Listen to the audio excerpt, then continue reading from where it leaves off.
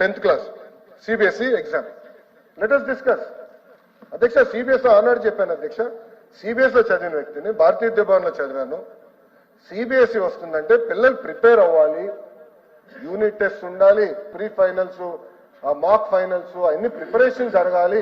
జరగకుండా ఏకంగా పిల్లల్ని నెత్తే ఇబ్బంది పడతారని చెప్పాను. నేను మంత్రి అయిన తర్వాత నేను స్టడీ చేశాను.